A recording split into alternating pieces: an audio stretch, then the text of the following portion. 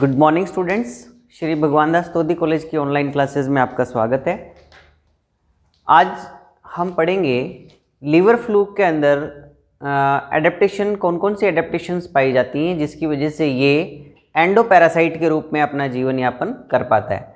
जैसा कि हम पढ़ रहे हैं लीवर फ्लूक के बारे में, आपने इसकी मॉर्फोलॉजी पढ़ी, आपने इसकी फिजियोलॉजी पढ़ी, रिप्रोडक्शन पढ़ा है ना, लाइफ साइकिल की हमने बात की। तो इसका एक इम्पॉर्टेंट टॉपिक ये भी है एग्जाम की दृष्टि से, एग्जाम में कई बार पूछा गया है, parasitic adaptation of liver fluke आज का जो हमारा टॉपिक है ना। पैरासिटिक एडेप्टेशन से मतलब है कि परजीवी के रूप में जो ये जीवन यापन करता है, कहाँ पाया जाता है ये आपको मालूम ही है। ये दो जो अपने होस्ट हैं उनके अंदर अपने जीवन काल को पूरा करता है, एक तो शीप में और दूसरा होस्ट कौन सा है इनका, स्नेल, लिम्निया ट्रैंकुलेटा या प्लेनोर्बिस प्रजाति का जो घोंगा होता है उसकी बॉडी के अंदर, और शीप की बाइल डक्ट के अंदर या पित्त वाहिनी के अंदर ये क्या करता है, अपने जीवन काल को पूरा करता है। तो हम कह सकते हैं कि बॉडी के अंदर पाया जाता है, इसलिए इसको एंडोपैरासाइट कहते हैं, अंतः परजीवी। तो अंतः परजीवी के रूप में जब ये अपना लाइफ साइकिल पूरा करता है या शरीर के अंदर जब ये पाया जा रहा है तो इसके सामने बहुत सारी प्रॉब्लम्स होती हैं, है ना। इसके जीवन को खतरा हो सकता है क्योंकि हमारी बॉडी के या जो भी इसका होस्ट है उसके जो डाइजेस्टिव जूस होते हैं, पाचक रस होते हैं, वो इसको डाइजेस्ट कर सकते हैं, इसको है ना, पचा सकते हैं इसको। तो उनसे बचने के लिए भी इसके अंदर पैरासिटिक एडेप्टेशन पाया जाता है। और इसकी जो बॉडी की जो स्ट्रक्चर है वो भी कुछ इस प्रकार से बनी हुई है ना, इंटरनली और एक्सटर्नली कुछ इस प्रकार का दिखाई देता है कि जो इसको पैरासाइट जीवन के लिए या परजीवी के रूप में रहने के लिए पूर्णतः अनुकूलित बनाता है। तो इसलिए हमें पढ़ना बेहद जरूरी है कि ऐसे कौन कौन से अनुकूलन हैं जो इसको परजीवी के रूप में किसी होस्ट की बॉडी के अंदर जीवित रहने के लिए अनुकूल बनाते हैं। तो हम पॉइंट टू पॉइंट स्टडी करेंगे कि कौन कौन से ऐसे परजीवी के रूप में रहने वाले इसमें अनुकूलन हैं जो इसको योग्य बनाते हैं परजीवी के रूप में। और आप परजीवी जानते हो किसको कहते हैं, पैरासाइट कौन होता है। पैरासाइट एनिमल जो होता है वो अपने भोजन के लिए किसी दूसरे जंतु के ऊपर क्या होता है, पूरी तरह से डिपेंडेड होता है ना। तो ये क्या करता है कि डाइजेस्टेड फूड को डायरेक्ट क्या करते हैं, सक करने का काम करते हैं, एब्जॉर्ब करते हैं, अवशोषित करते हैं पचित पदार्थ को। तो पैरासाइट जंतु जो होते हैं वो पैरासाइट जंतुओं के क्या क्या अनुकूलन है, अपन पॉइंट टू पॉइंट इसकी बात करते हैं लीवर फ्लूक के कंटेक्स्ट में, आज का जो हमारा टॉपिक है। चलिए तो शुरुआत करते हैं। पहला पॉइंट इसका पैरासिटिक एडेप्टेशन, पहला अनुकूलन क्या है, नंबर 1, इनकी बॉडी के ऊपर जब मैंने आपको मॉर्फोलॉजी पढ़ाई थी, स्ट्रक्चर पढ़ाई थी, संरचना पढ़ाई थी इसकी, तब आपने देखा होगा कि इनका जो शरीर होता है उसकी जो देहभित्ति होती है, बाहरी भाग जो देहभित्ति होती है, उस देहभित्ति के ऊपर एक मोटा किसका आवरण पाया जाता है, टैग्यूमेंट बोलते हैं उसको, है ना। वैसे और जंतुओं के अंदर तो क्यूटिकल होती है पतली, लेकिन पतली क्यूटिकल से इसमें काम नहीं चलता क्योंकि ये हमारे भेड़ की उसमें पाया जा रहा है, बाइल डक्ट में पाया जा रहा है। इस वजह से शरीर के अंदर पाए जाने के कारण उसके पाचक रस इसका पाचन ना कर दें, इसलिए इसकी देहभित्ति का मोटा होना आवश्यक है। जब इसकी देहभित्ति की जो बाहरी लेयर है अगर वो मोटी होगी तो इसकी पाचक रसों से वो क्या कर पाएगी, सुरक्षा कर पाएगी, प्रोटेक्शन कर पाएगी। तो इसलिए ये एक प्रकार का एडेप्टेशन है कि इसके शरीर की बाह्य देहभित्ति का मोटा होना। तो हम कह सकते हैं थिक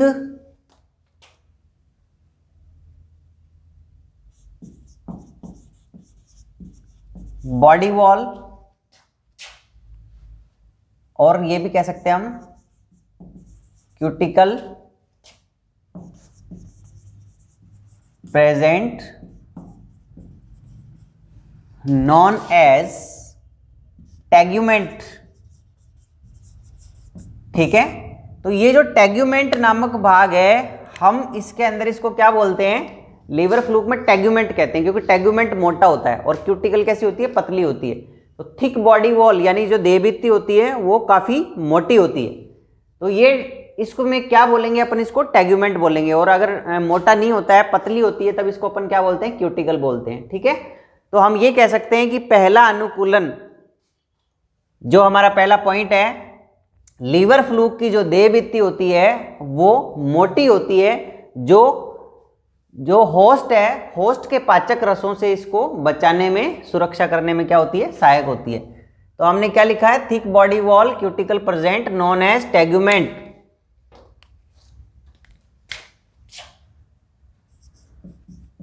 विच प्रोटेक्ट फ्रॉम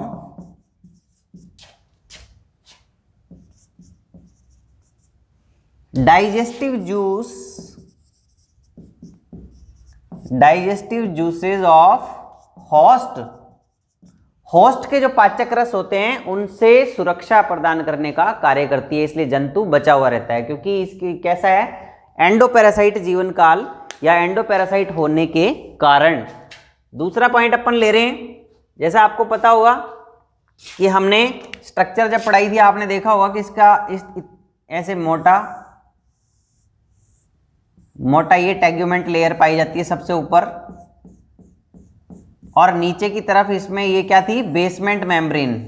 अगर देहभित्ति की आप अपन बात करें, बेसमेंट मेम्ब्रेन, और ये वाला जो भाग है इसको कहते हैं अपन टेगुमेंट। ये मैंने आपको पढ़ाया था बॉडी वॉल अलग से वीडियो के अंदर पूरा, उसमें हमने देहभित्ति की पूरी बात की थी, इसके 4 पार्ट थे। तो यहाँ हम ये बात कर रहे हैं कि ये जो मोटा टेगुमेंट आप देख रहे हो, यही इसकी प्रोटेक्टिव क्या करता है, प्रोटेक्शन करता है, सुरक्षा करता है होस्ट के पाचक रसों से।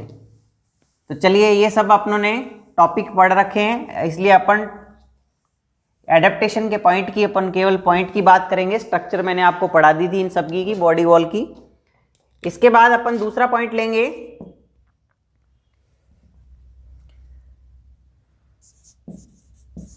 Suckers are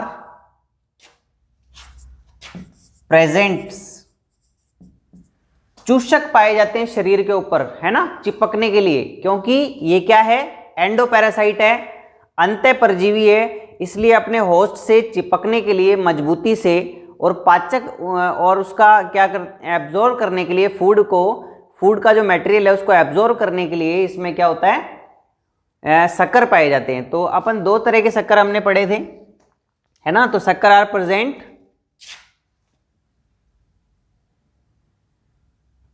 for endoparasite nature, क्योंकि अंतःपरजीवी के रूप में रहता है इसलिए चूषक पाए जाते हैं, है ना।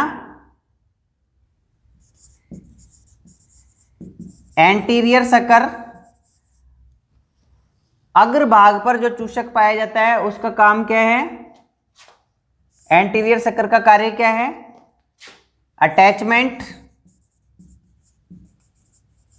फॉर अटैचमेंट यानी चिपकने के लिए, व दूसरा इसका कार्य क्या है,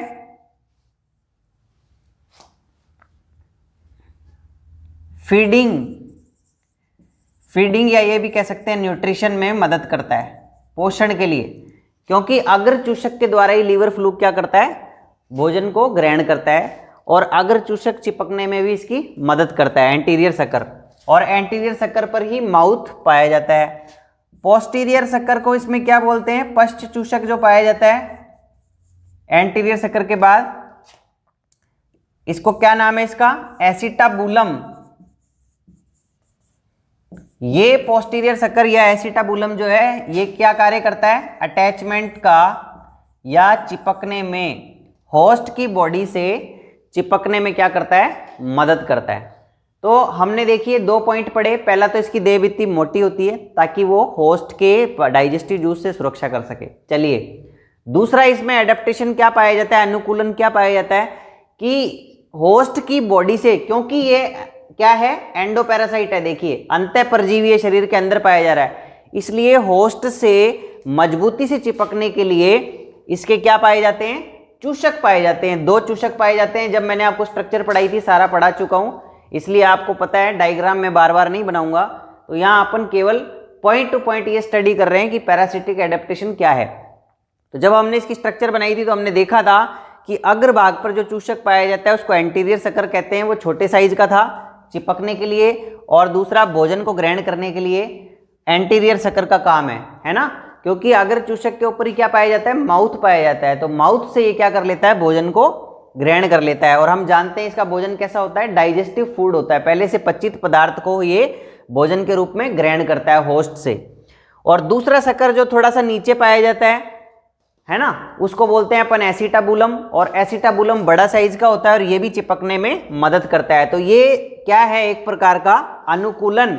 इसको परजीवी के रूप में होस्ट की बॉडी में जीवित बनाए रखने के लिए ये क्या है, इनका पाया जाना एक प्रकार का अनुकूलन है। इसके साथ ही परपोषी की सतह से चिपकने के लिए मजबूती से स्पाइक्यूल्स भी पाए जाते हैं। स्पाइक्यूल्स आर ऑल्सो फाउंड इन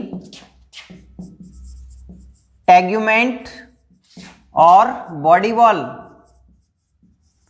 देह भित्ति की जो अंदर जो अभी लेयर हमने बनाई थी, टेग्यूमेंट जो ऊपर वाला मोटा स्तर है, उसी में स्पाइक्यूल्स या कांटेनुमा संरचना पाई जाती है। ठीक है, और ये स्पाइक्यूल्स जो होती है, आप स्ट्रक्चर देखना जो मैंने आपको बॉडी वॉल वीडियो, इसके लास्ट वाला जो वीडियो बनाया था बॉडी वॉल का, उसमें टेग्यूमेंट नामक जो ऊपर वाला भाग है मोटा देह भित्ति का, उसके अंदर कांटेनुमा संरचना भी पाई जाती है जिनको स्पाइक्यूल्स बोलते हैं। वो भी परपोषी की सतह पर चिपकने में मजबूती से अटैचमेंट के लिए क्या करता है, कार्य करता है। तो ये भी एक प्रकार का क्या है, अनुकूलन है। इसी के साथ हम जो बात कर रहे हैं, चूषक पाए जाते हैं। क्या क्या बताया मैंने आपको, 2 चूषक पाए जाते हैं जो चिपकने का कार्य भी करते हैं, और साथ ही कांटेनुमा स्ट्रक्चर स्पाइक्यूल्स भी देह भित्ति पर टेगुमेंट नामक लेयर में पाई जाती है। ये भी चिपकने में मजबूती से होस्ट से क्या करती है, सहायक है।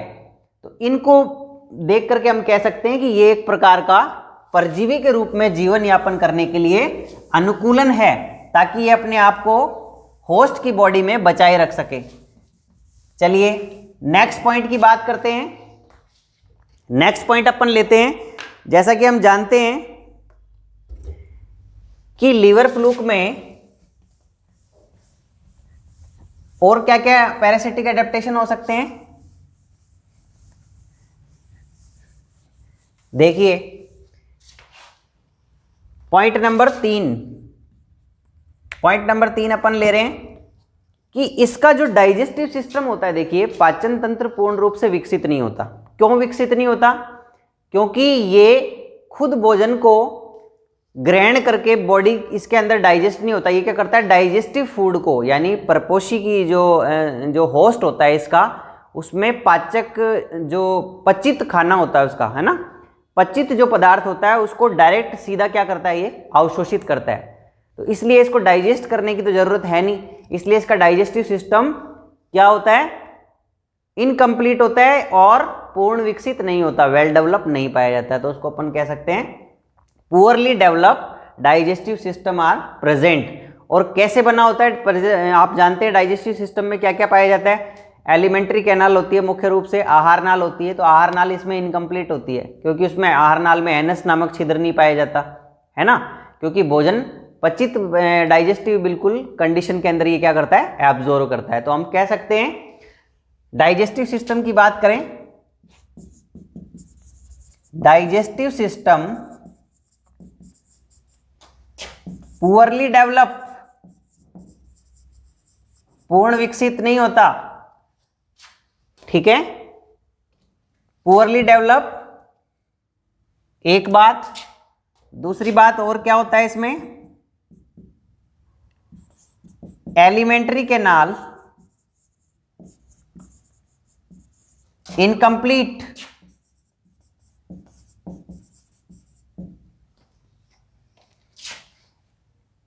एनस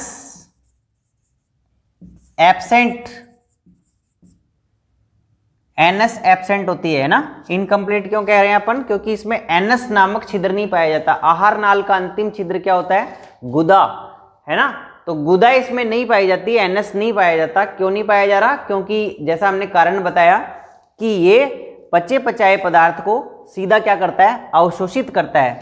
तो इसलिए अनडाइजेस्टेड फूड को निकालने की इसमें आवश्यकता होती नहीं है। एनस क्यों पाया जाता है, गुदा क्यों पाया जाता है, अंतिम छिद्र, ये क्या करता है, अपचित पदार्थ जो होते हैं, अनडाइजेस्टिव फूड जो होता है, भोज्य पदार्थ का जो वेस्ट होता है, वो बॉडी से बाहर निकालने के लिए एनस नामक छिद्र पाया जाता है।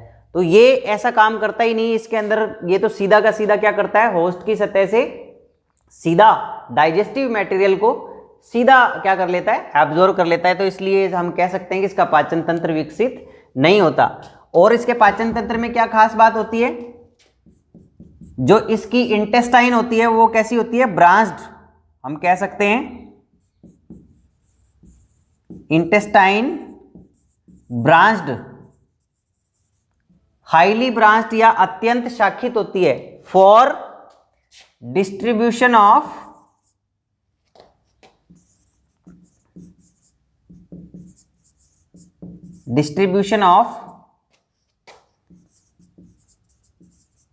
absorb food all over the body।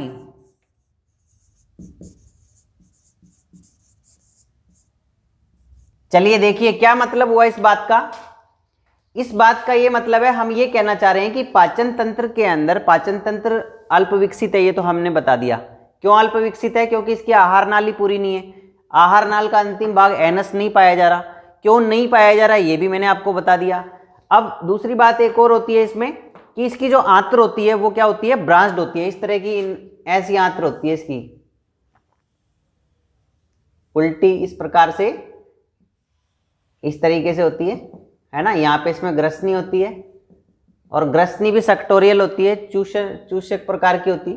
तो ये इस तरह की जो आंत्र पाई जाती है बीच में एसेटिबुलम, ये डायग्राम मैंने उसमें आपको लाइफ साइकिल वगैरह जब पढ़ाए थे, जब बताया था।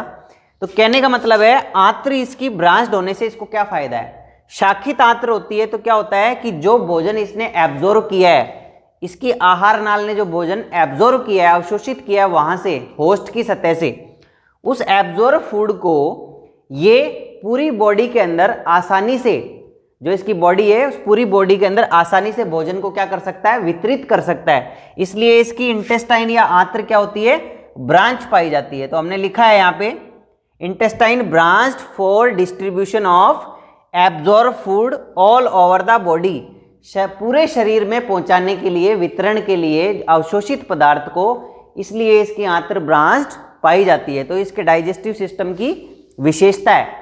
और डाइजेस्टिव सिस्टम में क्या विशेषता है, एनस नहीं पाई जाती। क्यों नहीं पाई जाती ये भी बता दिया मैंने। ग्रसनी सेक्टोरियल होती है। तो ये तो बात हमने की पाचन तंत्र की, कि इसका पाचन तंत्र विशेष क्यों है। अब अपन बात करते हैं सतह की। तो हमने बात कर ली कि सतह इसकी मोटी पाई जाती है, टैग्यूमेंट पाया जाता है, चूषक पाए जाते हैं, इनकी भी अपनों ने बात की। ये सभी क्या हैं, इसको पैरासाइट बनाने में पूर्णतः अनुकूलित बनाते हैं, और इस अनुकूलन के साथ ही अपने आप को बचाए रखने के अंदर क्या हो पाता है, सक्षम हो पाता है ना।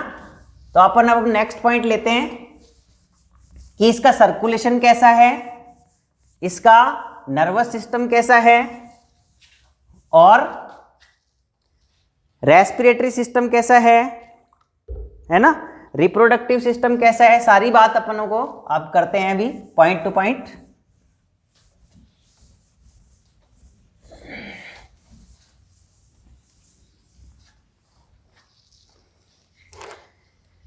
चलिए अपन लेते हैं पॉइंट नंबर 4 है शायद, पॉइंट नंबर 4 अपन लेते हैं। एक इसमें जो रिप्रोडक्शन होता है, इनकी हाई रिप्रोडक्टिव रेट पाई जाती है। देखिए लिख देता हूं मैं, हाई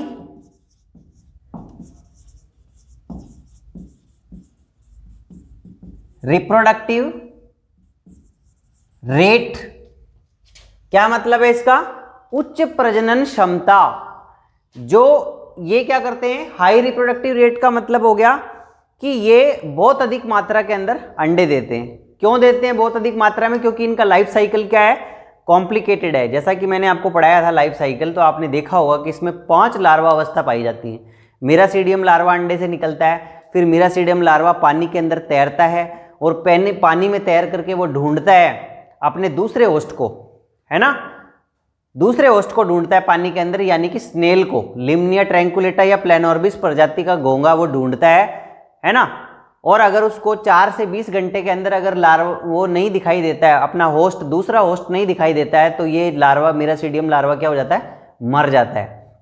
और अगर इसको होस्ट मिल जाता है तो फिर ये आगे की अवस्थाओं में परिवर्तित होता है। जैसे स्पोरोसिस्ट लार्वा में, रेडिया लार्वा में, फिर सर्केरिया में बदलता है, फिर मेटा सर्केरिया में बदलता है, फिर सर्केरिया लार्वा भी वापस तैर करके किनारे पर आ जाता है, और मेटासर्केरिया में बदल जाता है, घास से चिपक जाता है, फिर उसको भेड़ खाती है, तो फिर वो भेड़ के शरीर में जाके जब एडल्ट लीवर फ्लूक बनता है। ये सब आपने पढ़ा है।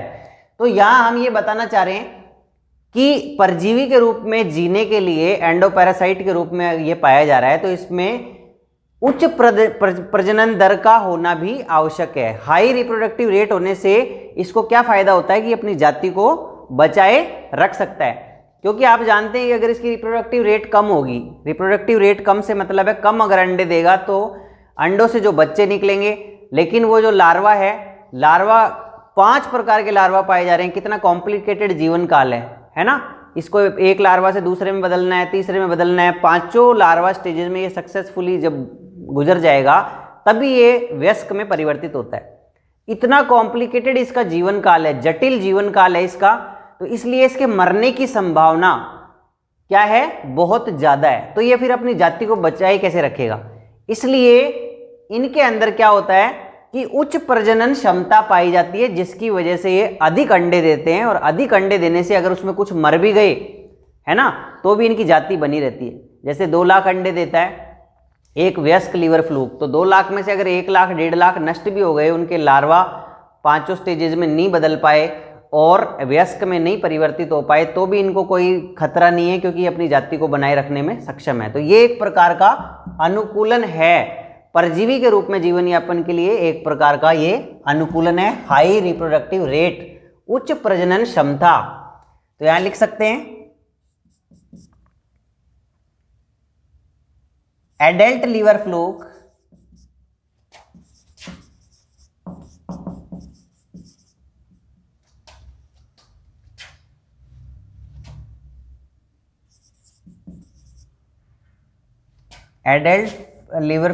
give rise about 2 lakhs egg. 2 lakh अंडे जो है ये दे सकता है ना।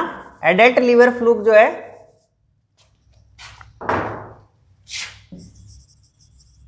Adult liver fluke laying about 2 lakh eggs. एक एडल्ट लीवर फ्लूक जो होता है वयस्क प्राणी 2 लाख अंडे दे सकता है। तो इससे हम कह सकते हैं कि उच्च प्रजनन क्षमता इनके अंदर इनकी जाति को बनाए रखने में सक्षम है, और ये इनको परजीवी के रूप में जीवन यापन के लिए आवश्यक है, ताकि इनकी जाति बनी रहे और क्या हो सके कि इनका जो लाइफ साइकिल है कॉम्प्लिकेटेड होने की वजह से ऐसा होता है। चलिए नेक्स्ट पॉइंट अपन लेते हैं।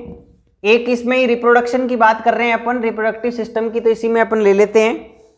एक देखिए कि इसमें क्या होता है कि ये एनिमल हर्मेफ्रोडाइट होते हैं। रिप्रोडक्टिव सिस्टम में ही एक ले रहे हैं अपन point, hermaphrodite animal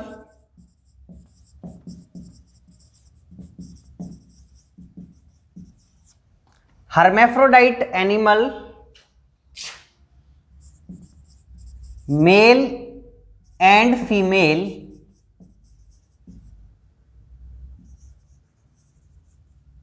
organs are present in single animal। एक ही जंतु के अंदर जो है रिप्रोडक्टिव ऑर्गन जो है मेल और फीमेल रिप्रोडक्टिव ऑर्गन यानी टेस्टिस और ओवेरी पाए जाते हैं। इसलिए इन जंतुओं को अपन क्या कहते हैं, हर्मेफ्रोडाइट या उभयलिंगी जंतु। ये हर्मेफ्रोडाइट जो हम कह रहे हैं इसको उभयलिंगी का मतलब क्या है कि जब दोनों लिंग एक ही जंतु में पाए जाएं, मेल और फीमेल सेक्स जो है एक ही जंतु में पाए जाए, तो ये भी पैरासिटिक एडेप्टेशन है, क्योंकि ये जब बॉडी के अंदर पाया जा रहा है एंडोपैरासाइट के रूप में, तो वयस्क प्राणी को अगर इसका पार्टनर ना मिले या दूसरा लीवर फ्लूक अगर ना मिले इन केस, तो इसके मरने की संभावना बहुत अधिक हो जाती है और इसकी जाति बनाए रखने में ये सक्षम नहीं हो पाएगा।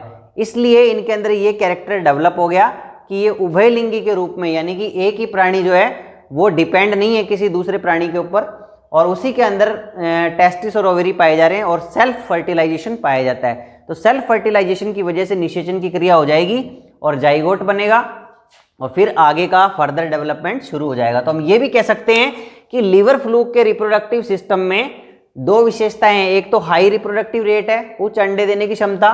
दूसरी बात, ये उभयलिंगी के रूप में पाए जाते हैं। अलग अलग जंतु के रूप में नहीं पाए जाते। तो उभयलिंगी होने से इनको क्या फ़ायदा है? ये फ़ायदा है कि इनको दूसरा एनिमल ढूंढने में कोई जो प्रॉब्लम नहीं है, क्योंकि इन्हीं की बॉडी के अंदर मेल और फीमेल ऑर्गन पाए जा रहे हैं। तो निषेचन की प्रक्रिया आराम से हो जाती है और ये अपनी जाति को बनाए रखने में सक्षम हो पाते हैं। चलिए, ये तो इसके रिप्रोडक्टिव सिस्टम की विशेषता बताइए आपको।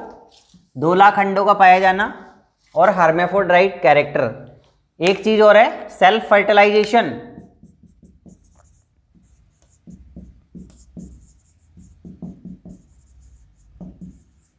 सेल्फ फर्टिलाइजेशन यानी कि स्व निषेचन की क्षमता पाई जाती है। तो जैसा कि यहां हमने देखा हर्मेफ्रोडाइट है तो सेल्फ फर्टिलाइजेशन पाया जाता है। चलिए, अब रिप्रोडक्टिव सिस्टम के अलावा अपन इसका ले लेते हैं। कौन कौन से सिस्टम बच रहे हैं देखिए। नर्वस सिस्टम, इसका तंत्रिका तंत्र वेल डेवलप नहीं होता क्योंकि एंडोपैरासाइट है। श्वसन की बात करें,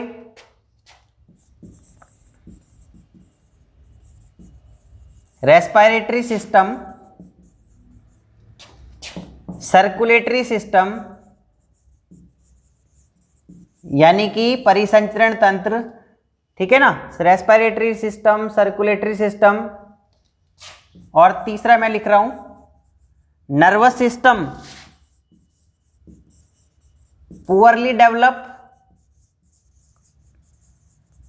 यानी विकसित प्रकार का नहीं पाया जाता। क्यों नहीं पाया जाता?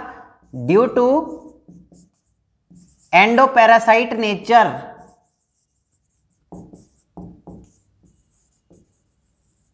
देखिए, इस लाइन का ये मतलब है कि ये अंतः परजीवी के रूप में जब भेड़ के बाइल डक्ट में पाया जा रहा है तो इसको जरूरत नहीं है, ये वहां पे लोकोमोशन की भी इसको जरूरत नहीं है ना। जैसे कि लोकोमोशन की कहाँ जरूरत है, जब बॉडी के अंदर पाया जा रहा है तो एक ही जगह पड़ा है, तो इसलिए लोकोमोटरी ऑर्गन भी इसमें वेल डेवलप नहीं पाए जाते, ठीक है। गमन के लिए तो गमनकारी अंग भी नहीं पाए जाते। श्वसन तंत्र की भी इसको आवश्यकता नहीं है क्योंकि ये क्या है, अंदर पाया जा रहा है बॉडी के। तो और दूसरी बात, सर्कुलेटरी सिस्टम की भी इसको कम आवश्यकता है।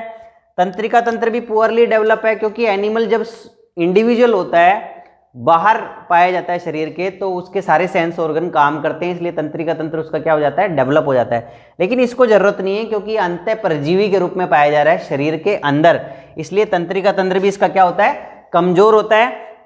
सिर्फ इसका एक लार्वा होता है, मिरासीडियम जो लार्वा होता है उसमें आई स्पॉट के रूप में नर्वस सिस्टम को हम कह सकते हैं आई स्पॉट पाया जाता है, वो सेंसरी ऑर्गन है एक प्रकार का।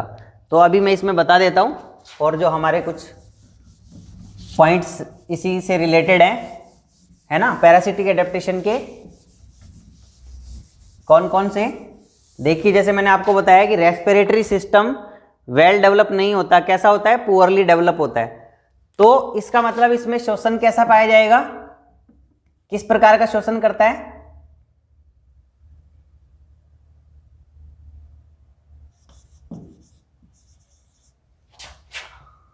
Anaerobic,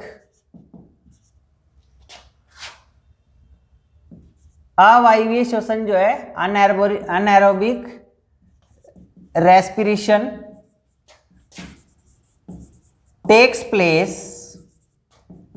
in adult.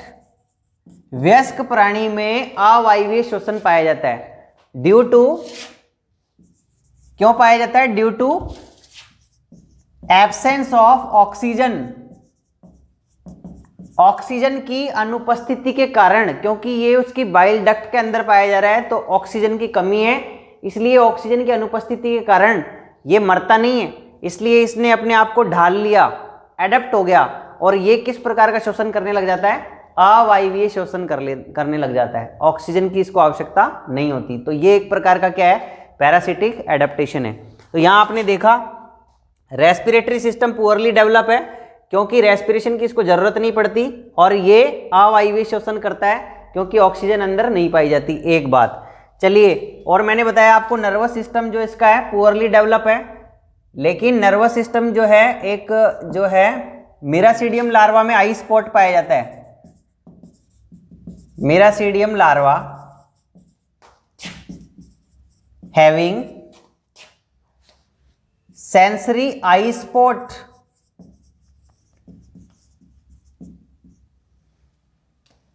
ठीक है, संवेदी आई स्पॉट पाया जाता है जिसको हम तंत्रिका तंत्र की तरह ये क्या करता है, कार्य करता है। तो मिरासीडियम लार्वा में पाया जाता है, जबकि एडल्ट में तंत्रिका तंत्र विकसित नहीं होता। दूसरी बात, लोकोमोशन की बात करें, इन अडल्ट एनिमल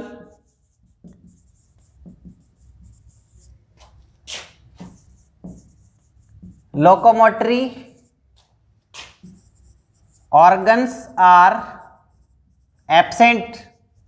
वयस्क प्राणी अंदर पाया जाता है, स्थिर होता है ना, इसलिए उसमें गमन अंगों का अभाव होता है, यानी हम ये कह सकते हैं लोकोमोशन नहीं पाया जाता। But in miracidium larva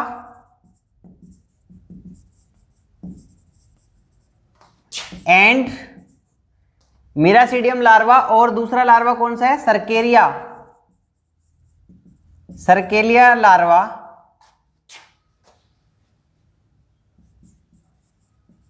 having locomotion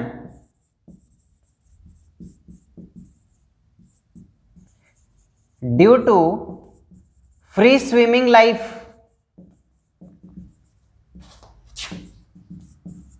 ठीक है, ये हमने क्या लिखा है, ये जो 8 नंबर का पॉइंट है अपना लास्ट पॉइंट है। आज सारे मैंने आपको पैरासिटिक एडेप्टेशन जो बताए हैं, परजीवी के रूप में ये रहता है भेड़ की उसमें बाइल डक्ट में पाया जाता है, भेड़ की पित्त वाहिनियों के अंदर जब ये रहता है तो इसको वहाँ रहने से क्या क्या समस्याओं का सामना करना पड़ता है और उन समस्याओं का सामना करने के लिए ये अपने आप को किस प्रकार से परिवर्तित कर लेता है, वही हमने आज के टॉपिक के अंदर पढ़ा है। तो ये 8वां पॉइंट क्या कह रहा है कि जो वयस्क, आप जानते हैं कि 2 होस्ट के अंदर ये जीवन काल पूरा करता है, तो इसका जो वयस्क प्राणी है वो कहाँ पाया जाता है, भेड़ की बाइल डक्ट में पाया जाता है। तो वयस्क प्राणी एक जगह स्थिर होता है, वो लोकोमोशन करता ही नहीं है, गमन नहीं करता, इसलिए उसमें किसी प्रकार के लोकोमोटरी ऑर्गन जैसे सीलिया है या कोई टेल है, इस प्रकार के ऑर्गन्स नहीं पाए जाते। लेकिन जो इसका लार्वा बनता है, अंडे से जो लार्वा निकलता है पहली बार, है ना, उसको क्या कहते हैं, मिरासीडियम लार्वा कहते हैं। और वो मिरासीडियम लार्वा पानी में तैरता है और अपने दूसरे होस्ट को ढूंढता है, घोंगे को ढूंढता है, स्नेल को, लिमनिया ट्रैंकुलेटा को। तो जब उसको ढूंढता है तो ये एक फ्री स्विमिंग लार्वा है, तैरता है ये पानी के अंदर। तो तैरने के लिए इसकी बॉडी पे सीलिया पाए जाते हैं। तो हम कह सकते हैं, क्या लिखा है मैंने, but in miracidium larva and cercaria larva having locomotion due to free swimming life, है ना, क्योंकि ये फ्री स्विमिंग लाइफ है इनकी, मुक्त रूप से पानी में तैर रहे हैं, तो तैरने के लिए इनको गमनकारी अंगों की आवश्यकता है। तो मिरासीडियम लार्वा फ्री स्विमिंग स्टेज है, तो मिरासीडियम लार्वा के अंदर सीलिया के रूप में लोकोमोटरी ऑर्गन पाए जाते हैं। और दूसरा लार्वा कौन सा है, सर्केरिया। आप जानते हैं सर्केरिया लार्वा मैंने आपको पढ़ाया था, उसके पूंछ होती है, तो पूंछ उसकी तैरने में मदद करती है और सर्केरिया लार्वा वापस पानी में तैर करके और चिपक जाता है घास पे, और घास पे चिपक करके पूंछ को गिरा देता है अपने चारों तरफ, एक कैप्सूल बना देता है और फिर किस में बदल जाता है, मेटासर्केरिया लार्वा में। और मेटासर्केरिया लार्वा घास से चिपका रहता है और उसको जब भेड़ खा लेती है तो भेड़ की बॉडी के अंदर जाने के बाद ये वयस्क लीवर फ्लूक के अंदर बदल जाता है और वहाँ पे फिर ये एंडोपैरासाइट के रूप में अपना जीवन काल पूरा करता है। और फिर उस वयस्क लीवर फ्लूक जब अंडे देता है बॉडी के अंदर, तो अंडे जो हैं वो भेड़ की विष्ठा या फीसेस के साथ जो है वो बाहर निकाल दिए जाते हैं। और भेड़ की जो फीसेस होती है, विष्ठा, ये तालाब या कोई भी तालाब का किनारा होता है या फ्रेश वाटर का कोई पॉन्ड होता है, उसके आसपास का जो एरिया होता है वहाँ ये चिपक जाती है विष्ठा के साथ, ये लार्वा पाए जाते हैं, ठीक है, सॉरी अंडे पाए जाते हैं इसके। तो वो अंडे जो हैं, उस अंडों से जो बाद में मिरासीडियम लार्वा निकलता है, पानी के अंदर तैरता है और बाद में वो अपनी आगे की अवस्थाओं को पूरा करता है। तो आज के टॉपिक के अंदर हमने पढ़ा डिटेल कि जो लीवर फ्लूक जंतु हम पढ़ रहे हैं एंडोपैरासाइट के रूप में भेड़ में पाया जाता है, और ये इसमें क्या क्या ऐसे विशिष्ट लक्षण है जिसकी वजह से अपने आप को उसके बॉडी के अंदर, होस्ट की बॉडी के अंदर बचाए रखने में सक्षम है, उसको हम कहते हैं parasitic adaptation in liver fluke. Parasitic मतलब परजीवी अनुकूलन कौन कौन से इसमें पाए जा रहे हैं। तो इसके बारे में अपनों ने पूरी डिटेल स्टडी की आज में। तो इसके बाद अपन नेक्स्ट टॉपिक लेंगे, है ना, दूसरा कोई एनिमल लेंगे। तब तक के लिए थैंक यू।